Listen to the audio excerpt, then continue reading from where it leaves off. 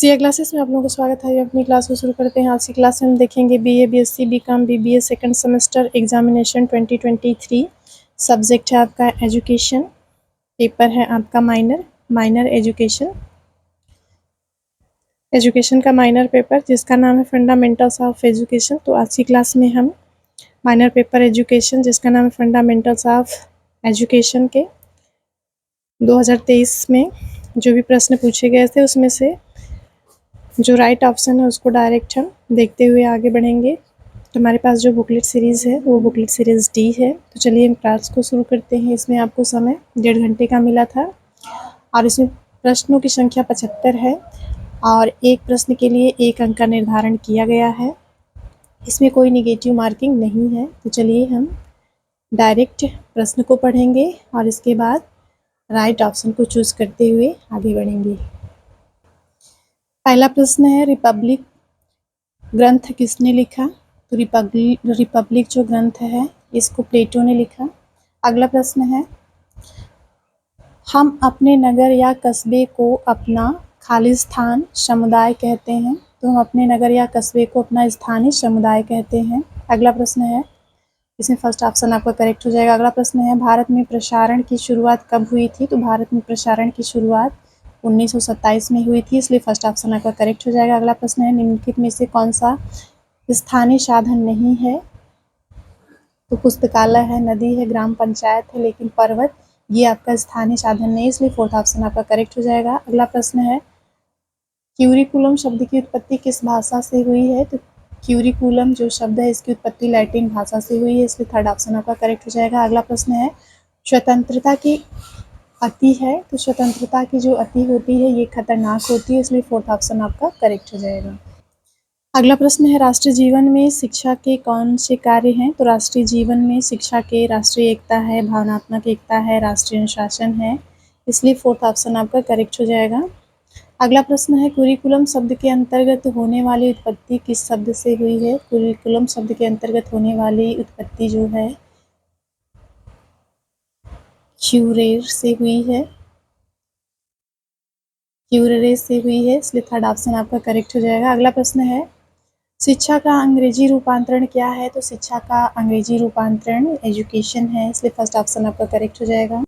अगला प्रश्न है, शिक्षा शब्द का अर्थ है? तो शिक्षा शब्द का अर्थ सीखना होता है, ज्ञान प्राप्त करना होता है, विद्या ग्रहण करना होता है, इसलिए फोर्थ ऑप्शन आपका करेक्ट हो जाएगा। उपयुक्त सभी। अगला प्रश्न है, मूलतः शिक्षा के कितने प्रकार हैं? तो शिक्षा के मूलतः 6 प्रकार हैं, इसलिए फर्स्ट ऑप्शन आपका करेक्ट हो जाएगा। जैसे आपकी ये मूलतः शिक्षा के कितने प्रकार हैं?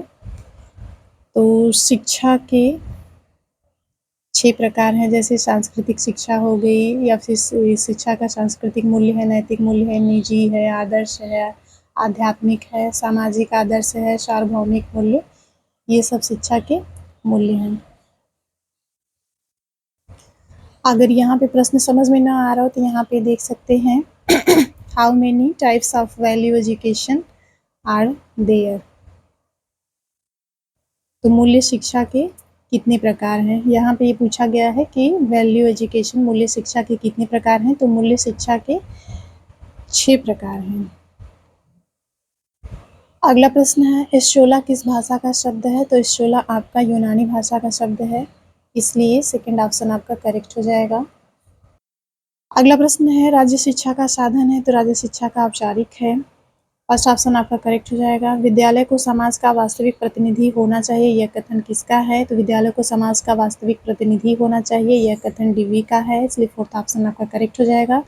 करिकुलम का अर्थ है? तो करिकुलम का अर्थ पाठ्यचर्या होता है, इसलिए थर्ड ऑप्शन आपका करेक्ट हो जाएगा। अगला प्रश्न है, पाठ्यक्रम निर्माण एक आधार है? तो पाठ्यक्रम का जो निर्माण होता है उसका आधार दार्शनिक होता है, इसलिए फर्स्ट ऑप्शन आपका करेक्ट हो जाएगा। अगला प्रश्न है, सामाजिक परिवर्तन का रूप कौन सा नहीं है? तो सामाजिक परिवर्तन का जो रूप है वह लहरदार नहीं है, बाकी रेखी, चक्रीय, विकासात्मक ये सभी सामाजिक परिवर्तन के रूप होते हैं। अगला प्रश्न है, सोरोकिन ने गतिशीलता के कितने प्रकार बताए हैं? तो सोरोकिन ने गतिशीलता के 2 प्रकार बताए हैं, इसलिए थर्ड ऑप्शन आपका करेक्ट हो जाएगा। अगला प्रश्न है राष्ट्रीय एकता में बाधक तत्व नहीं है, तो राष्ट्रीय एकता में बाधक तत्व प्रकृतिवाद नहीं है, बाकी भाषावाद, जातिवाद, संप्रदायवाद ये तीनों हैं। इसलिए सेकंड ऑप्शन आपका करेक्ट हो जाएगा। राष्ट्रीय एकता समिति का गठन किया गया था, तो राष्ट्रीय एकता समिति का गठन 1961 में किया गया था। अगला प्रश्न है भावनात्मक एकता समिति के अध्यक्ष थे, तो भावनात्मक एकता समिति के अध्यक्ष डॉक्टर संपूर्णानंद थे, इसलिए सेकंड ऑप्शन आपका करेक्ट हो जाएगा। अगला प्रश्न है शिक्षा को मनुष्य और समाज का निर्माण करना चाहिए, यह कथन किसका है, तो यह कथन महात्मा गांधी का है, इसलिए सेकंड ऑप्शन आपका करेक्ट हो जाएगा। अगला प्रश्न है शिक्षा के उद्देश्य के निर्माण के आधार कितने हैं, तो शिक्षा के उद्देश्य के निर्माण के आधार 4 होते हैं, इसलिए फोर्थ ऑप्शन आपका करेक्ट हो जाएगा। समाज विहीन व्यक्ति कोरी कल्पना है, किसने कहा था, तो समाज विहीन व्यक्ति कोरी कल्पना है, ये रेमांड ने कहा था, इसलिए फर्स्ट ऑप्शन आपका करेक्ट हो जाएगा। अगला प्रश्न है विद्यालय का समाज में अहम स्थान है, कि ये बात सत्य है या कथन सत्य है, इसलिए फर्स्ट ऑप्शन आपका करेक्ट हो जाएगा। अगला प्रश्न है समय समय पर सरकार द्वारा विद्यालयों का निरीक्षण होना चाहिए, सत्य है, फर्स्ट ऑप्शन आपका करेक्ट है। एस्ट्रोलॉजी ने माता को सर्व शिक्षा का वास्तविक खाली स्थान बताया है, तो पेस्टोलॉजी ने माता को सर्व शिक्षा का वास्तविक विद्यालय बताया है, इसलिए फर्स्ट ऑप्शन आपका करेक्ट हो जाएगा। अगला प्रश्न है राज्य के कितने कार्य हैं, तो राज्य के 5 कार्य होते हैं, इसलिए फोर्थ ऑप्शन आपका करेक्ट हो जाएगा। अगला प्रश्न है विद्यालय समाज और विद्या को जोड़ने वाला विद्यालय समाज और शिक्षा को जोड़ने वाला स्थान है, ये कथन सत्य है, फर्स्ट ऑप्शन आपका करेक्ट हो जाएगा। अगला प्रश्न है मनुष्य एक खाली स्थान प्राणी है, तो मनुष्य एक सामाजिक प्राणी है, इसलिए थर्ड ऑप्शन आपका करेक्ट हो जाएगा।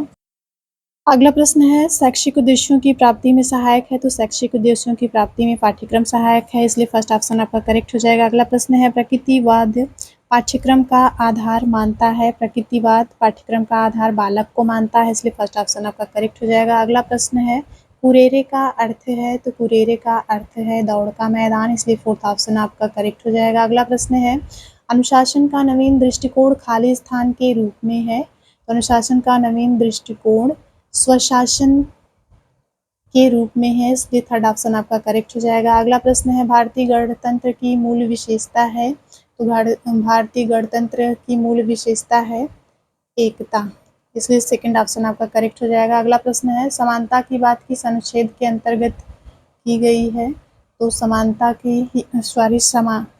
की बात अनुच्छेद 14 में की गई है, इसलिए सेकंड ऑप्शन आपका करेक्ट हो जाएगा।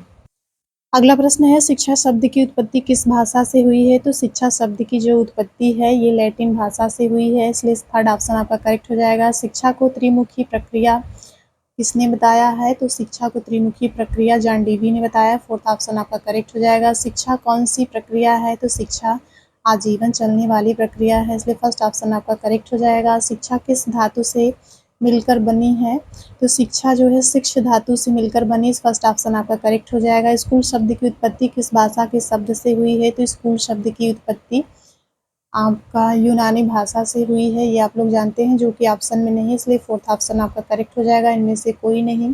मनुष्य एक सामाजिक प्राणी है, यह परिभाषा किसने दी है, तो मनुष्य एक सामाजिक प्राणी है, यह परिभाषा आपकी अरस्तू ने दी है, इसलिए थर्ड ऑप्शन आपका करेक्ट हो जाएगा। अगला प्रश्न है एजुकेशन किन दो शब्दों से मिलकर बना है, तो एजुकेशन ई प्लस डूको शब्द से मिलकर बना है, इसलिए सेकंड ऑप्शन आपका करेक्ट हो जाएगा। अगला प्रश्न है निम्नलिखित में से कौन सा सामाजिक गतिशीलता का आधारभूत तत्व नहीं है, तो सामाजिक गतिशीलता का आधारभूत तत्व फैशन नहीं है, बाकी शिक्षा है, व्यवस्था है, रिश्तेदारी भी है, इसलिए फोर्थ ऑप्शन आपका करेक्ट हो जाएगा। फैशन सामाजिक गतिशीलता का आधारभूत तत्व नहीं है। अगला प्रश्न है अभिवृद्धि के महत्वपूर्ण तत्व कितने हैं, तो अभिवृद्धि के महत्वपूर्ण तत्व 2 हैं, वंशानुक्रम और वातावरण। अगला प्रश्न है स्वस्थ शरीर में स्वस्थ मस्तिष्क विकास करती है या फिर स्वस्थ मस्तिष्क का विकास होता है, यह कथन किसका है, तो यह कथन आपका अरस्तू का, इसलिए थर्ड ऑप्शन आपका करेक्ट हो जाएगा। अगला प्रश्न है शिक्षा द्विमुखी प्रक्रिया है, किसने कहा है, तो शिक्षा द्विमुखी प्रक्रिया है, ये आपका एडम्स ने कहा है, इसलिए सेकंड ऑप्शन आपका करेक्ट हो जाएगा। शिक्षा के प्रकार कितने हैं, तो शिक्षा के प्रकार 3 हैं, इसलिए फर्स्ट ऑप्शन आपका करेक्ट हो जाएगा। अगला प्रश्न है प्रत्येक अनुभव से कौन सीखता है, तो प्रत्येक अनुभव से मानव सीखता है, मानव में आपका बालक और जो प्रौढ़ मनुष्य होता है वो सभी आ जाएंगे, इसलिए ऑप्शन के अकॉर्डिंग मानव ऑप्शन आपका बेस्ट है, इसलिए थर्ड ऑप्शन आपका करेक्ट हो जाएगा। अगला प्रश्न है, वयस्क की अपेक्षा बच्चों में लचीलापन होता है, तो वयस्क की अपेक्षा बच्चों में लचीलापन अधिक होता है, इसलिए फर्स्ट ऑप्शन आपका करेक्ट हो जाएगा। अगला प्रश्न है, शिक्षा की संरचना क्या लागू की गई है, तो शिक्षा की संरचना 5+3+3+4 लागू की गई, इसलिए सेकंड ऑप्शन आपका करेक्ट हो जाएगा। अगला है, भारत के प्रधानमंत्री का क्या नाम है, तो भारत के प्रधानमंत्री का नाम श्री नरेंद्र दामोदर दास मोदी है, इसलिए सेकंड ऑप्शन आपका करेक्ट हो जाएगा। अगला प्रश्न है, सभ्यता और संस्कृति को कौन जन्म देता है, तो सभ्यता और संस्कृति को समाज जन्म देता है, फर्स्ट ऑप्शन आपका करेक्ट हो जाएगा। अगला प्रश्न है, समाज का निर्माण कौन करता है, तो समाज का निर्माण व्यक्ति करता है, इसलिए थर्ड ऑप्शन आपका करेक्ट हो जाएगा। अगला प्रश्न है, सामाजिकरण और व्यक्तिकरण एक ही प्रक्रिया के दो पहलू हैं, तो ये बात असत्य है। सामाजिकरण में सारे व्यक्ति एक समूह में रहते हैं, मिलजुल कर रहते हैं, जबकि व्यक्तिकरण में व्यक्ति अकेले रहता है, इसलिए ये कथन असत्य है। सेकंड ऑप्शन आपका करेक्ट हो जाएगा। अगला प्रश्न है, खाली स्थान की भावना में देश प्रेम और देशभक्ति के तत्व निहित हैं, तो इसमें जो आपका करेक्ट ऑप्शन हो जाएगा सेकंड ऑप्शन राष्ट्रीयता। राष्ट्रीयता की भावना में देश प्रेम और देशभक्ति के तत्व निहित होते हैं, इसलिए सेकंड ऑप्शन आपका करेक्ट हो जाएगा। अगला प्रश्न है, यूनेस्को में ई शब्द है, तो यूनेस्को में ई शब्द का जो आशय है वो एजुकेशनल है, इसलिए फोर्थ ऑप्शन आपका करेक्ट हो जाएगा। अगला प्रश्न है, राष्ट्रीयता और अंतर्राष्ट्रीयता एक दूसरे के पूरक हैं, इसलिए थर्ड ऑप्शन आपका करेक्ट हो जाएगा। शिक्षा खाली स्थान अभिकरण एक निश्चित योजना के अनुसार होते हैं, तो शिक्षा का जो औपचारिक अभिकरण होता है ये एक निश्चित योजना के अनुसार होता है, इसलिए फर्स्ट ऑप्शन आपका करेक्ट हो जाएगा। अगला प्रश्न है, समाचार पत्र एक खाली स्थान अभिकरण है, तो समाचार पत्र एक अनौपचारिक अभिकरण है, इसलिए सेकंड ऑप्शन आपका करेक्ट हो जाएगा। अगला प्रश्न है, गैर औपचारिक शिक्षा के अभिकरण कौन से हैं, तो गैर औपचारिक शिक्षा के जो अभिकरण है रेडियो है, दूरदर्शन है, शैक्षिक तकनीकी है, इसलिए फोर्थ ऑप्शन आपका करेक्ट हो जाएगा ये सभी। अगला प्रश्न है, दूरस्थ शिक्षा प्रदान करने के माध्यम है, तो दूरस्थ शिक्षा प्रदान करने के माध्यम रेडियो है, दूरदर्शन है, मुक्त विद्यालय है, इसलिए फोर्थ ऑप्शन आपका करेक्ट हो जाएगा ये सभी। अगला प्रश्न है, इग्नू की स्थापना कब हुई थी, तो इग्नू की स्थापना सितंबर 1985 में हुई थी। अगला प्रश्न है, दूरस्थ शिक्षा परिषद की स्थापना कब हुई थी, तो दूरस्थ शिक्षा परिषद की स्थापना आपकी 1991 में हुई थी, इसलिए फर्स्ट ऑप्शन आपका करेक्ट हो जाएगा। अगला प्रश्न है, विद्यालय घर और बाह्य जीवन को जोड़ने वाली कड़ी है, तो ये कथन सत्य है या असत्य, ये कथन सत्य है, इसलिए फर्स्ट ऑप्शन आपका करेक्ट हो जाएगा। अगला प्रश्न है, नवीन विद्यालय बालक की खाली स्थान को बहुत महत्व देता है, तो नवीन जो विद्यालय होते हैं बालक की परिपक्वता को अधिक महत्व देते हैं, इसलिए फर्स्ट ऑप्शन आपका करेक्ट हो जाएगा। अगला प्रश्न है, विद्यालय पुस्तकीय और औपचारिक हैं, खाली स्थान विद्यालय पुस्तकीय और औपचारिक हैं, तो जो नवीन विद्यालय हैं ये पुस्तकीय और औपचारिक होते हैं, इसलिए फर्स्ट ऑप्शन आपका करेक्ट हो जाएगा। इस सीरीज का अंतिम प्रश्न है 75 नंबर का, चलिए उसको देख लेते हैं, इसके बाद क्लास को समाप्त कर देंगे। घर का अस्तित्व बहुत कुछ मानसिक होता है, ये कथन सत्य है या असत्य है, तो घर का अस्तित्व बहुत कुछ मानसिक होता है, ये कथन आपका सत्य है, इसलिए फर्स्ट ऑप्शन आपका करेक्ट हो जाएगा। तो आज की क्लास यहीं पे समाप्त होती है। ये क्लास आशा है कि आपके लिए बहुत ही हेल्पफुल होगी। आज के लिए इतना ही।